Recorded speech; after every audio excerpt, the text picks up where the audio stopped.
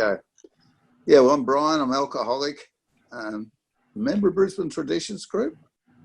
I've been sober since 20th of the 6th, 77.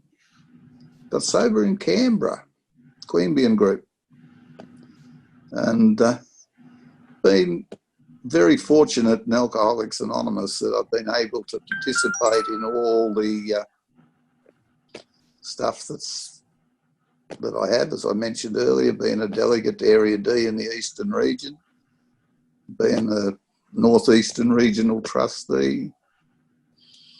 It's now this role, and you know, it's a long way from being prisoner 602 in the New South Wales Corrective Services. Being, you know, like one of the funny things I like to think about that, you know, when I got sober, the post office box at the first group I belonged to was 602. It was the same number as my prison number. I just wanted to remind you.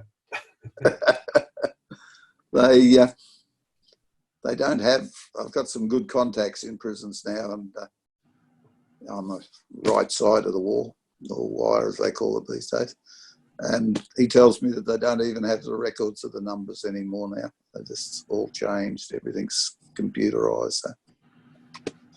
But yeah, love Alcoholics Anonymous.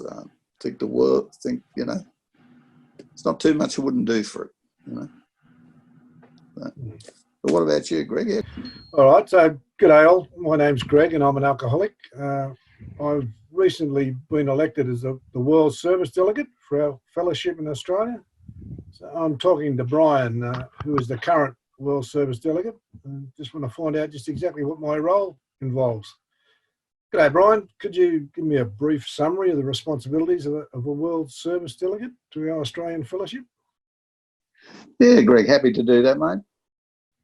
As World Service Delegates, we are to attend the General Service Board meetings. We go to them as in a non-voting member. We're not actually members of the board. We're there in an advisory, and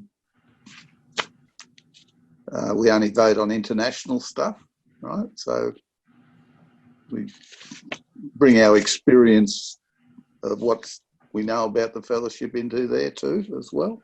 Mm-hmm. You attend the international service meeting, and they have one every 2 years. One's always in New York and one is outside. This one in October will be in New York. Mm-hmm. Just where in New York State, I don't know. It'll probably be just outside the main part of the city, like the last one was. And that was held in New York, that is. And then before you go, they'll put you into a committee. So you'll be into workshops on how to protect our literature, how to carry the message across borders, all those sorts of things. It's very well put together, and it's interesting that everybody knows what they're doing. And, you know, mm-hmm. So we have to give a country report about how we've gone the last 2 years, what we've done, mm-hmm. and also just a brief introduction about what AA has happened, what sort of things we've done, our literature and all that sort of stuff. I've got a couple that we used for the one in South Africa in 2018. That was in Durban. Right. So tell me more about that meeting in South Africa. That must have been interesting. It was a bit scary to start with, because like it's a lot like conference, but everybody knows what they're doing. It's well run. The chairperson keeps good control of it. There's a main welcoming speech from each country to the host country, and then we go off into topics of what we got to work on. Like we had one on sexism in AA. Right. I didn't go to that one because I was put on to the agenda committee when we looked at things like, why are we in a 5-star hotel? You know, and we could be able to do it cheaper. Yeah. And they just answered those questions. They said, this a 3- and 4-star hotel just hasn't got the room to do the things we need to do. It starts off with a getting to know you, a red ball meeting. Have you heard of them? Yep, we throw the ball around. Yeah, you throw the ball around.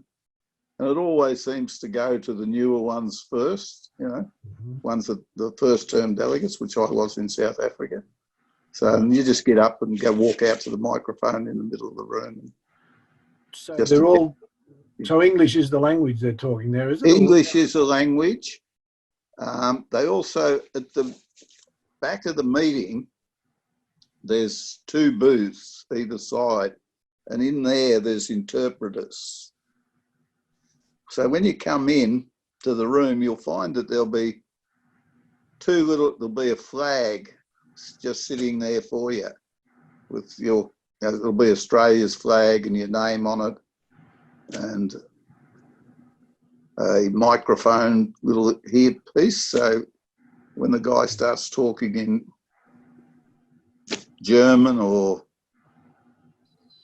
Italian or whatever, there's interpreters at the back of the room that make all that translates into English for you. I see. Very good.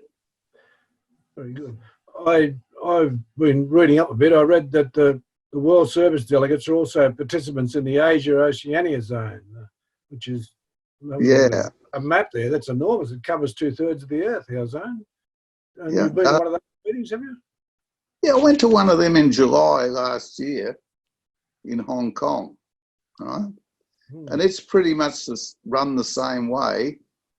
And they got the interpreters, and we went into workshops. And the first thing that come up at the last one was that they hadn't done anything in the 2 years. Everybody had sort of gone back, and I got put into a workshop on carrying the message across borders, working across borders like countries. Yeah. And the chairperson of that is the delegate from New Zealand, Pip. And we've had about 3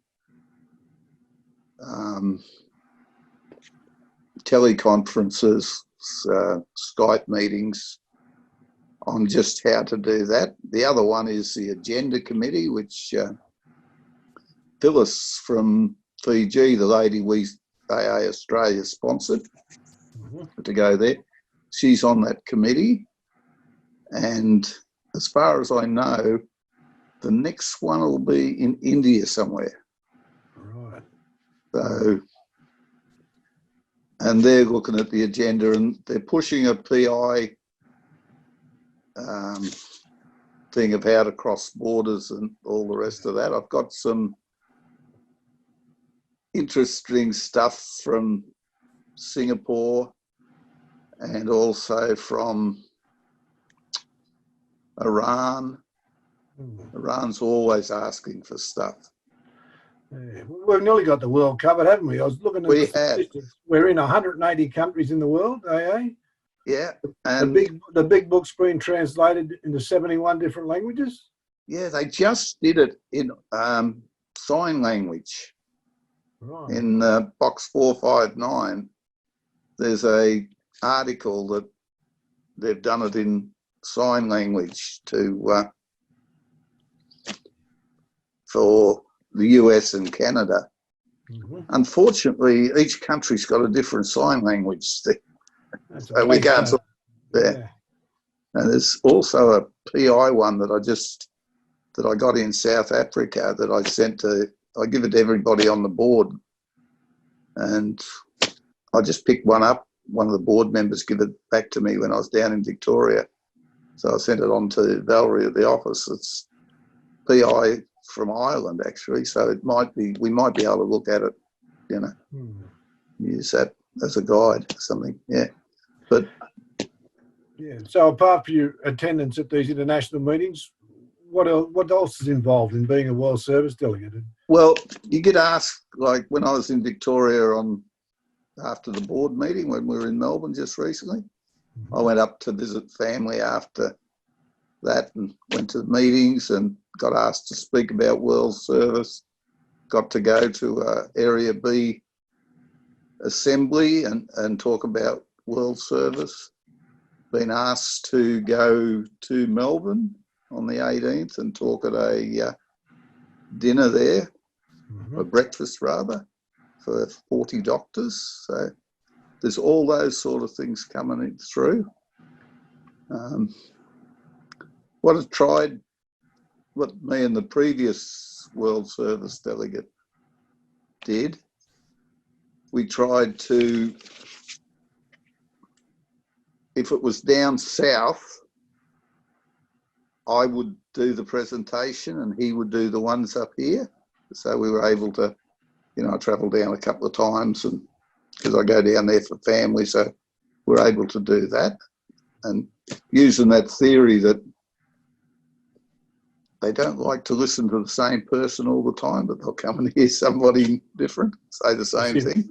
Especially if they know you live in the area. Yeah. So that the past World Service Delegates up here is doing a good job of. He's still getting asked to do stuff and supporting that. Looking at buying I'm looking at buying a overhead projector so we can use the maps and all that to show them just how big it is. We tried to separate it in Hong Kong, but all the little countries didn't want to lose the experience of Australia and New Zealand and Japan. So we've got a responsibility, haven't we? I mean, we have. Thank God in America they brought AA internationally, sort of thing, to Australia, and so it's our turn now to spread the message as much as we can. Yeah. Yeah. Well, just today I got that. You would have got it too. The professional newsletter today, and on that is that breakfast thing that I'm supposed to go to. So that's all. You know, it's an exciting thing. It's not quite as exciting as being a delegate, right? Right. So you're elected by conference. That's just my view. I love being a delegate. Right? I thought that was, of all the things I've been involved in AA, being a delegate is probably the most rewarding thing I've ever been involved in. Right. Yeah, so I was a delegate many years ago, but I can see this is going to widen my vision of Alcoholics Anonymous. Yeah, you know, it's amazing. Yeah. I was reading too that there have been 38 million copies of the English language of the big book. 38 million copies. You should be able to get your hand on a copy somewhere, shouldn't you? Yeah, should be able to. Actually, I went to a meeting down south there and there was a second edition sitting on the table of the meeting, you know, and they're really hard to find these days, you know. So I suggested to the chairman that he put it away somewhere for safekeeping. Oh goodness, yes. Yeah. All right, mate. Anything else I need to know before I put the jumper on? No, it's pretty much that, mate. Like, it's a job that, this is just my belief, probably get more benefits out of it after we've finished it, right? Unfortunately, I was in South Africa by myself, and this time was the last board meeting. They made the decision to send two, so we'll be in New York together. It was very, very hard to take it all in. It's just too much happening, you know? Yeah, I imagine. So but it's an interesting role. Got to be careful. People try to Well, you're the World Service Delegates. You should be able to, you know, for the next 4 years, you stop just being the ordinary old member that can go and wash the dishes. Well, yeah. I have some friends that aren't in AA. They know I've been in AA for years. And they said to me the other morning, "Where are you going?" I said, "I'm going to an AA meeting." And they said, "Oh, you must be a big head in AA by now." I said, "Now, once you're a big head, the next step is the gutter in AA. Yeah. So we don't get too carried away with each other." No, that's right. That's why we got our traditions that really look after us and keep us under control that way. Yeah. Yeah, I'm Brian.